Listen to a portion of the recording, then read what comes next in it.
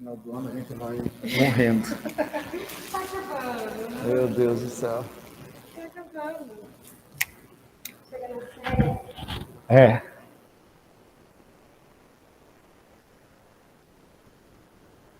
Oi, oi, oi, oi.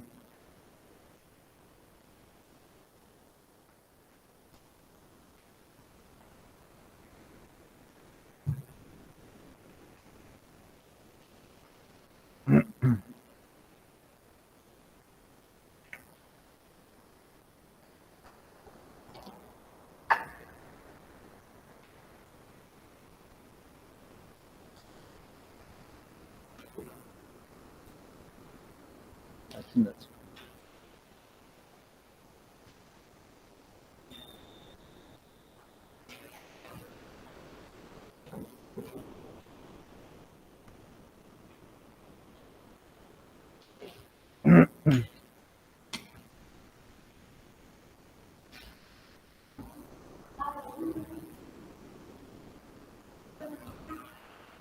Barulho? Ué, será que é o ar? Não, né?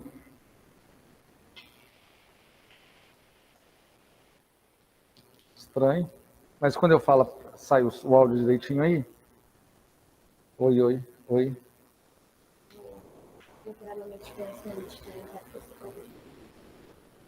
Ninguém reclamou até agora.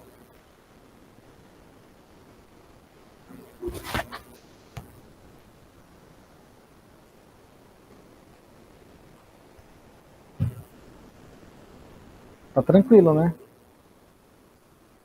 Tá escutando? Tá saindo o áudio aí pra você certinho? Não, no Meet não tá saindo ruído. Ué, só no YouTube? Tá no fundo? Eita.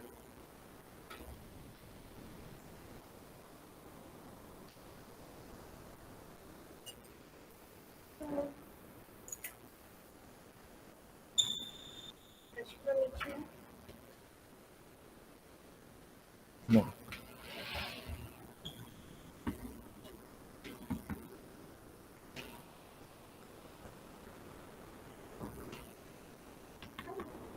Parou? Ótimo.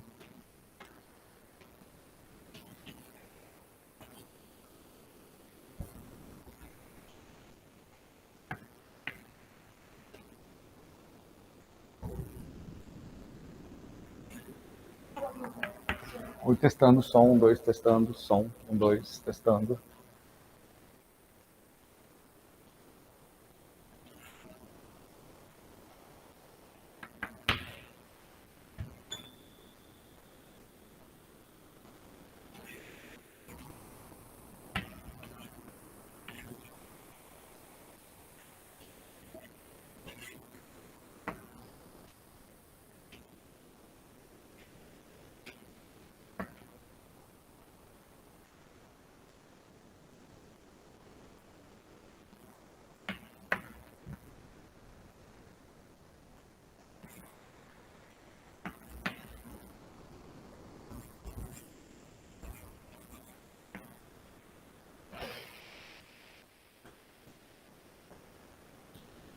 Tranquilo?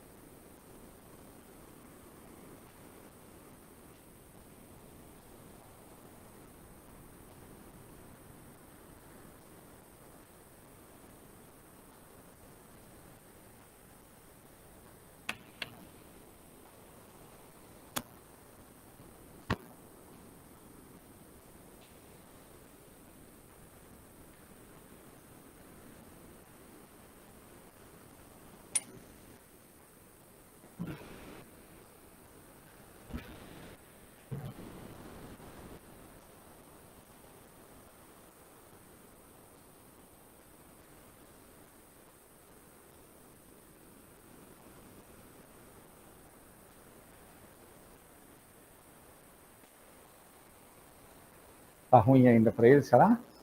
Não tem ninguém ainda. Porém, tá sendo meio chiado no YouTube só. Ah, só no Eu YouTube. não consegui identificar nenhum barulho no Meet, só no YouTube. Estranho.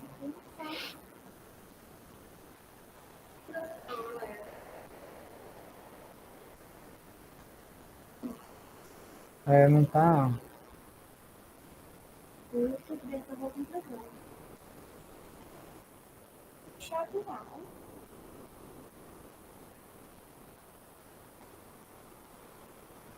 Ou então pega o link do YouTube. Tá? Aham. Dá pra mim baixar o do Meet, que daí Sim. vai ficar Tirar a foto aí. Ó, nossa. tudo.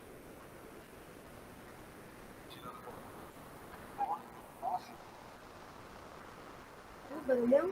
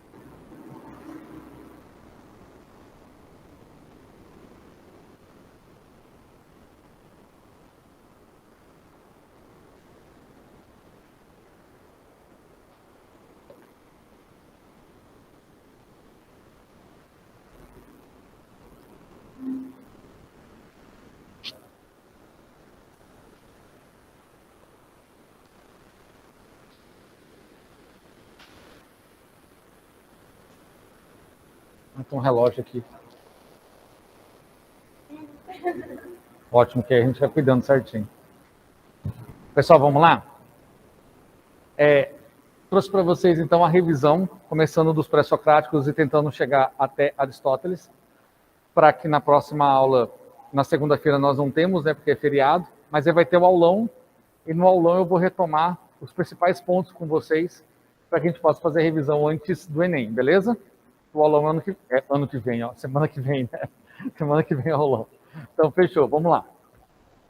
Só relembrando os principais pontos da filosofia chamada clássica, que essa é a que mais cai, e ela tem muitos detalhezinhos com relação ao pensamento dos principais filósofos.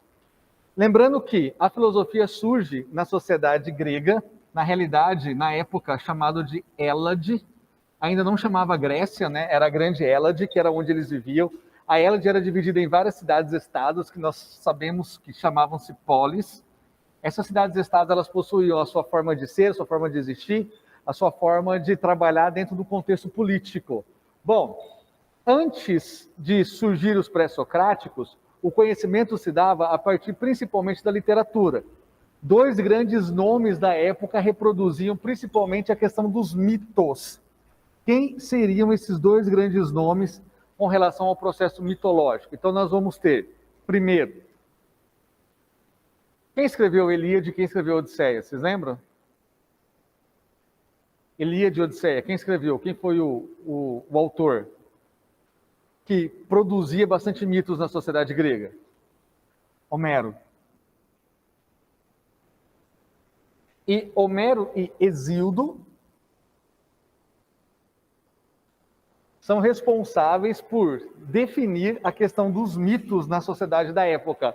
Eles que contavam as grandes epopeias, as grandes tragédias, eles que contavam sobre as trajetórias dos heróis, eles que falavam sobre os deuses, semideuses, principalmente dentro de uma sociedade politeísta estabelecida dentro do fundamento da Hélade na época da sociedade.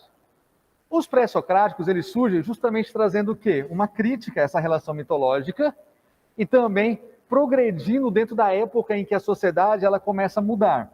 Você lembra que a sociedade grega ela passa por algumas mudanças políticas. A ágora ganha local de destaque, a cidadania agora, né, o homem maior de idade, nascido na cidade, ganha a alcunha de cidadão, e ele vai ser o eupátrida, e dentro desse processo da ágora, política e cultura começa a ser definido e ser defendido nos grandes debates que aconteciam na ágora, que era uma praça pública. Bom, os filósofos pré-socráticos surgem numa tentativa de questionar a cosmogonia versus a cosmologia. O que seria isso? A ideia de buscar um tal de logos. O que seria esse logos? O logos seria essa razão, a ideia de como as coisas surgiram e por que elas surgiram dessa forma. Então eles buscam o tal do arquê. O que é o arquê? O princípio originário que deu sentido para a existência de todas as coisas. Como assim? Lembre-se o seguinte, que eles não estão falando que nós nascemos da água, do sol, do fogo, não. Mas eles estão falando da potencialidade que esses elementos possuem para que ele possa, de alguma forma, trazer originalidade para a sociedade. Dois pré-socráticos ficaram muito famosos por descobrirem, né, um elemento muito pequeno, o menor elemento possível, indivisível, e que eles deram o nome de átomo. Nós estamos falando de quem? Leucipo e Demócrito. O que era o átomo para Leucipo e Demócrito? Era um arquê. O primeiro filósofo que nós temos notícia é Tales de Mileto. Tales, nascido na cidade de Mileto, que falava que o arquê era a água, e que eu e você nascemos e necessitamos do conceito de água para a nossa sobrevivência. Os filósofos contraditórios, chamado Heráclito de Éfeso e Parmênides de Eleia, que um contradizia o outro, o Heráclito dizia que tudo flui, as coisas estão em constante mudança, as coisas estão em constante devir. Significa, então, que tudo está em transformação. Na natureza nada se cria, né? Tudo se transforma. Então, é essa a realidade desse contexto. Outra coisa, o Heráclito mesmo falava que, como nós estamos em constante transformação, o fogo seria a ideia desse princípio originário único. Por que o fogo? Porque o fogo, entre aspas, tudo aquilo que ele toca, ele muda, ele transforma. Então, ele gera esse conceito do devir. Qual era a grande sacada dos pré-socráticos? A grande sacada deles era a physis. O que isso significa? É o estudo da natureza. Então, eles estudavam a natureza a partir de uma tentativa de colocar a cosmologia dentro dessa relação. A cosmologia é a tentativa de explicar o surgimento das coisas a partir do logos, da razão. A partir da razão, então. Os pré-socráticos surgem dentro de um elemento de mudança social, a Hélade, né, crescendo, as polis se transformando, filósofos começam a surgir numa tentativa de explicar como as coisas realmente são e como elas deveriam surgir. Só que, a partir deste momento, surge uma outra figura, uma figura importantíssima para a filosofia, que é a figura do Sócrates. Sócrates não vai pensar como os pré-socráticos, que estavam preocupados com a physis. Sócrates vai pensar preocupado com a antropologia, com o pensamento antropológico. O que seria um pensamento antropológico para Sócrates? Agora nós estudamos o homem. E não mais de onde o homem veio, mas o que o homem faz para ser aquilo que ele é. O que o homem faz para ele poder determinar aquilo que ele tem determinado ao longo da sua história. Esse homem. Sócrates, então, ele vem apreciando uma dialética. O que é a dialética? Cada filósofo vai ter uma ideia de dialética diferente. Mas aqui, dialética é um método de Sócrates dividido em duas partes. A maiêutica e a ironia. O que era a ironia? A ironia são as perguntas que eu faço para você, para que você possa tentar me responder. E aí eu vou questionando, até que chega um determinado momento que você já não consegue mais responder, e aquilo que você achava que era verdadeiro, você entra em contradição. E a partir dessa contradição, eu continuo questionando você, até que chega um determinado momento que você já não consegue responder mais. Você já não conseguindo responder, chegamos a outra fase, que é a fase da maiêutica. O que seria a maiêutica? A maiêutica é quando surgem as novas ideias. Sócrates falava que as pessoas tinham muitas ideias sobre tudo, mas pensavam pouco sobre essas coisas que eles diziam que existiam. Então existiam muitas ideias sobre muitas coisas, todavia não existia uma representatividade de tudo isso. Então ele fala que dentro do conceito de ironia, eu preciso perguntar, gera contradição, a partir da contradição chegamos às novas ideias. A parturição das ideias. É por isso que Sócrates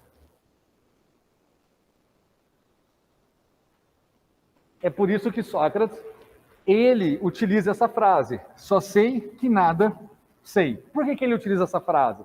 Porque para Sócrates, a frase é o resumo da ideia da dialética dele. Quanto mais você acha que sabe, menos propício você está para aprender. Então você acha que já sabe tudo, então você não quer aprender muita coisa. Então, só sei que nada sei é uma referência ao método dialético socrático.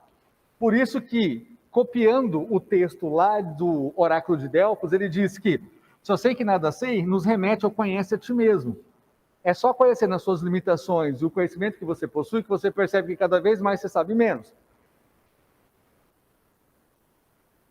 Sócrates já tinha uma ideia muito interessante que nós só vamos aprender com o passar do tempo da nossa vida. Enquanto somos muito jovens, achamos que sabemos muita coisa sobre tudo. Conforme o tempo vai passando e conforme você vai estudando cada vez mais e você vai lendo cada vez mais você vai percebendo que você não sabe muita coisa. E você começa a descobrir que você precisa estudar mais, cada vez mais, entender cada vez mais sobre as coisas. Porque as coisas não se representam dessa mesma forma. Conhece a ti mesmo. Para Sócrates, o conhecimento é absoluto. Ele existe. Por isso que filosofia, filo, amigo, sofia, sabedoria. A filosofia é o amigo da sabedoria. Para Sócrates, filosofia, filosofar é buscar a sabedoria, porque a sabedoria existe o conhecimento absoluto, diferente do grupo que vai existir naquele momento, que são os sofistas. Os sofistas falam que não existe a verdade. A verdade não existe. Se existisse, não poderia ser compreendida. Se fosse, não poderia ser ensinada. Por quê? Porque na visão deles, tudo é relativo. Não existe a verdade. Protágoras e Górgias, os dois da cidade de Abdera, diziam que o homem é a medida de todas as coisas. Se o homem é a medida de todas as coisas, onde está a verdade? A verdade está no homem. É o homem que determina o que é verdade, porque a verdade, segundo eles, é relativa. Se a verdade é relativa, se a verdade não existe, então eu posso dizer que qualquer coisa se representa da maneira que eu achar que deve se representar, e você tem que aceitar, porque não existe algo absoluto que defina aquilo que seria o conceito de verdade. Logo, podemos pensar que verdade é qualquer coisa. Os sofistas ganham destaque, e muito destaque, porque eles influenciavam muito na Ágora. Eles ensinavam, em troco de dinheiro, eles ensinavam a relativizar a verdade para os filhos dos nobres da época. Então, na tentativa de relativizar a verdade, eles acabaram chegando de encontro ao pensamento de Sócrates. E você lembra que o Sócrates, então, vai ser condenado pelo Conselho de 500, que lá no Conselho de 500 ele vai ser julgado, condenado a tomar cicuta, a tomar um veneno, ele se suicidar. Por quê? Porque o Conselho de 500 já estava influenciado pelos sofistas. Os sofistas já diziam o que era verdade e o que não era. E o Sócrates, segundo eles, tinha corrompido os jovens e ensinado sobre outros deuses, que era uma alegação falsa, era um fake news da época. Sócrates acabou sendo condenado a tomar cicuta e a morrer. Antes de tomar cicuta, ele fez um discurso chamado Imortalidade da Alma. Esse discurso vai ser muito importante para o seu discípulo, Platão. Sócrates não tinha dinheiro para manter a sua vida, porque ele lutou numa guerra, a Guerra de Peloponeso, não conseguiu se destacar porque ele foi ferido, não conseguiu um cargo público, acabou vivendo a filosofia, só que ele não era muito bem visto, muito bem quisto na época. Quem vai sustentar Sócrates vai ser Platão. Platão era filho de pessoas ricas. Por causa disso, Platão vai então seguir Sócrates e vai começar um caminhar filosófico com o filósofo Sócrates. Na morte de Sócrates, a ideia de uma imortalidade da alma marca muito Platão. Marcando Platão, Platão começa então a sua escola filosófica, aquilo que nós vamos chamar então de Academos, Academia Filosófica Platônica. O que acontece na Academia Filosófica Platônica? De novo, uma dialética. Aqui, de novo, a dialética seria então duas formas de entender o conhecimento. Para Platão, o conhecimento ele é racional. Só que é um racional que você não aprende, é um racional que já nasce com você, ele é inato a você. Como assim inato? Já vem com você. Vem do mundo das ideias. Na visão de Platão, o mundo, o conhecimento é dividido em mundo sensível e mundo das ideias. O mundo sensível é esse mundo real, qual nós estamos vivendo aqui, a nossa realidade. E o mundo das ideias seria o mundo perfeito, o mundo como todas as coisas se apresentam para nós de maneira perfeita. Bom, a partir daí ele fala, olha, ou nós temos o conhecimento do mundo sensível ou do mundo das ideias. O problema é que, segundo ele, os seres humanos comuns, tirando os filósofos, na visão dele, viviam somente no mundo sensível, enquanto os filósofos tinham conhecimento do mundo das ideias. O problema é que as pessoas não queriam aceitar o que os filósofos falavam, então os filósofos eram perseguidos na época. Para tentar exemplificar isso, ele trouxe para nós o mito da caverna. As pessoas que estavam presas na caverna e as sombras eram projetadas na parede, achavam que as sombras eram o verdadeiro conhecimento, quando na realidade não era. Por quê? Porque eram somente sombra das coisas que estavam passando fora da caverna. O que ele dizia então? Que era necessário que nós pudéssemos expressar o verdadeiro conhecimento através de como as coisas realmente são. E como que nós vamos saber o verdadeiro conhecimento? Segundo Platão, a única forma é fugir da caverna, é fugir do senso comum, é fugir do nosso conforto. Um prisioneiro fugiu da caverna, foi para fora da caverna, aprendeu sobre o mundo lá fora. Quando voltou para a caverna para estudar e falar para as pessoas que existe um mundo lá fora totalmente diferente do mundo lá dentro, o que acontece com ele? Ele é morto. Sendo morto, Platão está fazendo uma alusão a Sócrates, que foi o cara que foi morto por tentar libertar as pessoas do senso comum. A ideia do mito da caverna é exatamente isso. As sombras é o conhecimento que nós achamos que é verdadeiro, quando o verdadeiro conhecimento está na luz. A luz é o mundo das ideias, que somente o filósofo consegue chegar. Por quê? Porque somente o filósofo consegue fazer a reminiscência, que é a compreensão do mundo das ideias pelo filósofo. Por que só o filósofo faz isso? Porque só o filósofo tem a ideia da mente em psicose. O que é mente em psicose? Lembra da teoria da imortalidade da alma de Sócrates? Sócrates falava que se a alma é imortal, ela volta para o mundo das ideias. Platão pegou essa ideia e falou assim, já sei, a alma é dividida em 3 partes, ouro, prata e bronze. Aqueles que têm alma de ouro são os filósofos, porque são racionais. Aqueles que têm alma de prata são os militares, porque são irascíveis. Aqueles que têm alma de bronze são os comerciantes, porque são concupiscentes. Então, a alma do filósofo é a alma de ouro. Sendo a alma de ouro, é a única que faz reminiscência. Se é a única que faz reminiscência, como deveria ser governada a sociedade da época, então? Na visão de Platão, a única forma de governo deveria ser através da sofocracia. O que é a sofocracia? O governo dos sábios, onde, na visão de Platão, política é superior à ética. Então, governar é melhor do que ter ética dentro do governo. Se o governo é dos sábios, quem governa? Se for uma monarquia, quem vai governar vai ser um filósofo rei. Se for uma aristocracia, um grupo de filósofos, não tem importância. Mas por quê? Se é dividido exatamente quem governa, quem deixa de governar e quem faz as coisas da melhor maneira possível, de novo, outro mito que ele escreve, mito de Atlântida, que vai ser escrito pela primeira vez por Platão, depois vai ser reproduzido em Atlântida por Francis Bacon. E depois Júlio Verne vai pegar isso, né, e vai trabalhar isso dentro das suas relações. O mito de Atlântida vai contar uma sociedade ideal, vai contar uma sociedade boa, uma sociedade onde todo mundo vivia bem. Por quê? Porque eles tinham separado completamente dos seus desejos, da sua sensibilidade, dos seus sentidos. Eles tinham se apartado disso e viviam de maneira racional. Até que um dia uma pessoa que não tinha nada a ver com esse processo veio, então, conviver com eles. E essa pessoa tinha o quê? A visão fora, a visão do sentimento, da sensibilidade. O que acontece com Atlântida? Você conhece a história? Atlântida afunda. Quer ver um exemplo disso? Já assistiram aquele documentário fantástico, se não me engano tem 4 partes ou 5, não lembro agora, chamado A Era do Gelo? Já assistiram A Era do Gelo? Em um dos finais da Era do Gelo, o esquilo, ele acha Atlântida. Lembra da Atlântida que o esquilo acha?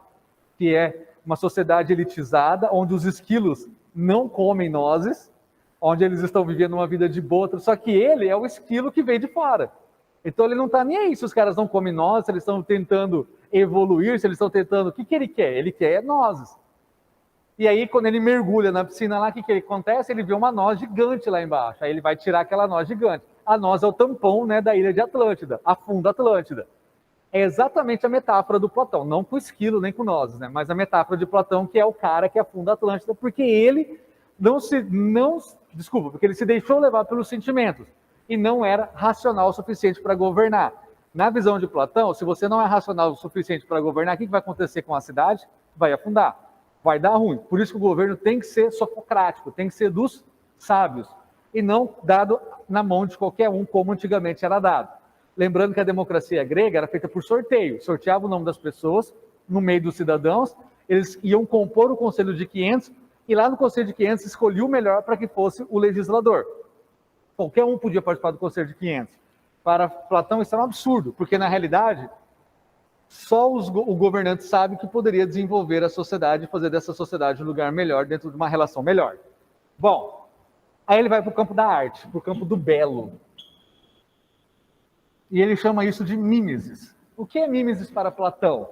A mimesis é a cópia do mundo das ideias. Então, todas as coisas perfeitas estão onde? No mundo das ideias. Todas as coisas perfeitas estão no mundo das ideias. O belo está no mundo das ideias. Só que se o belo está no mundo das ideias, tudo que nós produzimos aqui vai ser belo o suficiente? Não vai ser. Por quê? Porque tudo que nós produzimos aqui vem com um defeito. É uma cópia imperfeita da perfeição. Isso é uma mimesis. Por isso que para Platão devemos nos afastar das artes. Por que devemos nos afastar das artes? Porque elas incitam os nossos sentimentos, os nossos sentidos, quando nós deveríamos ser racionais. Lembra? Ele deixa de lado o sentimento para exaltar a racionalidade. O músico, o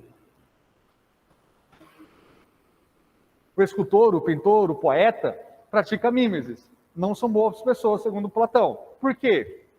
Porque tenta trazer em você constantemente o belo, tenta trazer em você constantemente os sentimentos, os seus sentidos. Tentando trazer os sentimentos, os seus sentidos, faz com que você erre na visão platônica. Tranquilo até aqui com Platão? Beleza? Vocês estão conseguindo entender alguma coisa? Tá de boa? Então vamos lá. Aristóteles. Quem foi Aristóteles? Aristóteles foi discípulo de Platão. Quando Platão morre, Aristóteles achou que ia assumir a Academos, que é a academia platônica, mas ele não pôde assumir a academia platônica. Por quê? Porque Aristóteles não é de Atenas. Aristóteles era uma região chamada Estagira. Ele é o estagirista. Como ele não pôde assumir, ele sai então, vai perambular um tempo, vai para Macedônia e lá ele vai ser tutor do Alexandre, antes de ser o grande. Ainda era, né, o Alexandre, o pequeno Alexandre, que depois se tornaria imperador. Depois que ele sai de lá com ameaça de morte, ele volta para Atenas. Voltando para Atenas, ele vai fundar a sua própria escola filosófica. Aí a escola dele chama-se Apolo Liceu. Apolo Liceu é a escola filosófica de Aristóteles. Aristóteles, diferente de Platão, era empirista. Por ser empirista, ele acredita que a experiência faz parte das relações e da compreensão do indivíduo. Então tem uma frase de Aristóteles que é muito legal, que ele diz assim: nada está no meu intelecto que não tenha passado antes pelos meus sentidos. Então eu não racionalizo absolutamente nada sem que antes eu consiga experimentar. Então os sentimentos faz parte da ideia do pensamento filosófico aristotélico. Entendendo isso, Aristóteles fala que tudo que nós fazemos é teleológico. O que significa? Busca um fim. O fim que ele dá para as coisas, ele chama de sumo bem. Sumo bem. Mas como que nós vamos atingir o sumo bem? Se nós tivermos virtude. O que é virtude? A justa medida entre excesso e falta. O que significa isso? Significa que virtude é a busca do equilíbrio. Se eu e você somos equilibrados, vamos atingir o sumo bem. Como? Através da ética. Como assim através da ética? Ética, na visão de Aristóteles, é superior à política. Lembre-se, ele inverte aqui. Platão acha que política é superior à ética. Aristóteles acha que a ética é superior à política. Por que Aristóteles pensa dessa forma? Porque é dessa maneira que Aristóteles acredita que a sociedade se desenvolve. A partir de homens bons, a partir de ações que possam ser bons o suficiente. Então, a ética, superior à política, deve sempre nos elevar à virtude para que nós possamos atingir o sumo bem. Por exemplo, como a felicidade. A felicidade só tem sentido se ela for virtuosa. Se ela não for virtuosa, então a sua felicidade é por bens materiais, é por significado, vai ser efêmera. Vai ser uma felicidade que não vale a pena. Por que não vale a pena? Porque ela acaba rapidamente. Uma felicidade só existe dentro de um contexto em que eu e você temos o sumo bem. Que seria o quê? A busca pela felicidade dentro da construção da vida qual nós existimos. E não dentro de um sentido prévio, alguma coisa que você vai adquirir agora. Então, não. Na visão dele, felicidade é uma virtude. Por quê? Toda ação pode atingir dois objetivos. Ou ela pode ser um vício, ou ela pode ser uma virtude. Se ela é uma virtude, ela é equilibrada. Se ela é um vício, ou ela excede ou ela falta. Então, o ser humano precisa entender que felicidade pode ser um vício ou uma virtude. Se for uma virtude, ótima, vai ser equilibrada. Por exemplo, a política aristotélica. Ele fala que dentro do contexto de política, não importa qual tipo de governo nós vamos ter. Pode ser uma monarquia, pode ser uma aristocracia ou pode ser uma democracia. Se tivermos indivíduos que estão governando e eles são virtuosos o bastante, a democracia, a aristocracia, a monarquia funcionaria sem problema algum. Por quê? Porque esses indivíduos são virtuosos o suficiente para fazer um bom governo, porque eles são equilibrados. Agora, se não existe indivíduos virtuosos o suficiente, aí acontece um grande fenômeno. Qual o grande fenômeno? A monarquia torna-se uma tirania. A aristocracia torna-se uma oligarquia. E a democracia torna-se uma demagogia. Vou repetir. A monarquia vira tirania. A aristocracia, oligarquia. E a democracia, demagogia. Por quê? Porque não importa o tipo de governo, importa quem está por trás fazendo o governo. E quem está por trás que constrói essa sociedade, que constrói essa relação de governo. E a questão da arte, como que Aristóteles vê? Diferente também de Platão. Enquanto Platão fala que a arte não nos ajuda em nada, não nos ensina nada, e não faz que nós venhamos a pensar, a criticar ou refletir sobre as coisas, Aristóteles fala que não. Aristóteles fala que é extremamente necessário a arte, porque a arte gera catarse. O que é gerar catarse? Catarse, na visão de Aristóteles, é quando eu e você, nós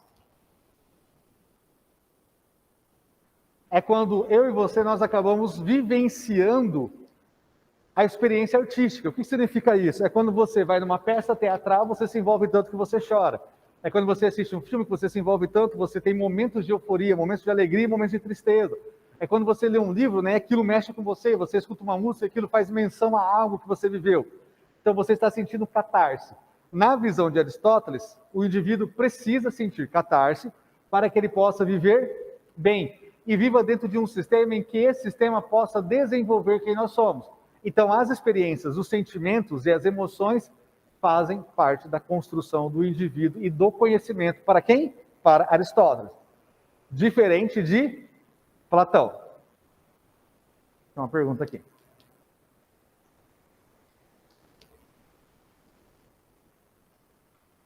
Não é para mim. Tranquilo até aqui? Deu para entender de boa? É óbvio que, né, fazer em 50 minutos, né? É pré-socrático, Sócrates, Platão e Aristóteles é sacanagem, né? Mas é revisão, né? Então, tranquilo, beleza? Deu pra gente. Ótimo. Aí na aula, no aulão, eu não sei quanto tempo nós vamos ter, ainda não sei, o Edilson ainda não passou, mas eu vou fazer a menção dos temas que mais caem e vou trazer para vocês, para que a gente possa repensar algumas coisas e tirar todas as dúvidas necessárias antes do Enem, tá bom? A nossa aula é dia 18, que é o aulão? 18, né? Beleza. Quinta-feira?